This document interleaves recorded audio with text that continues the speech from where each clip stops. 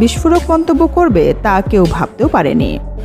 এমনিতেও মিমির সাথে নাকি দেবের সম্পর্কটা খুব মিষ্টি, তারা একসাথে বেশ কয়েকটি ছবিতে কাজও করেছে। এত ভালো সম্পর্ক থাকার পরেও দেব যে মিমির উপর এত ক্ষোভ ঝেড়ে দিবেন তা কেউ অনুমানও করতে পারেনি। দেব বলে, মিমি খুব ভালো অভিনেত্রী, নায়িকা হিসেবে সে সফল, তার অনেক ভালো ভালো কাজ আছে। তার বোঝা উচিত ছিল এত খোলামেলা পোশাক পরলে আমাদের ইন্ডাস্ট্রির নায়িকাদের নিয়ে বাজে প্রশ্ন উঠবে। সে একজনের কারণে এখন পুরো কলকাতা ইন্ডাস্ট্রি লজ্জার মুখে পড়েছে।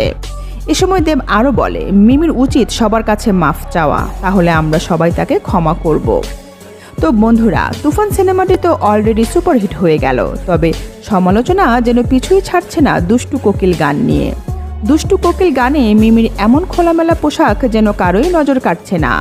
যারাই গানটি দেখছে তারাই এর সমালোচনা করছে, যেমনটা করলো কলকাতার সুপারস্টার দেব।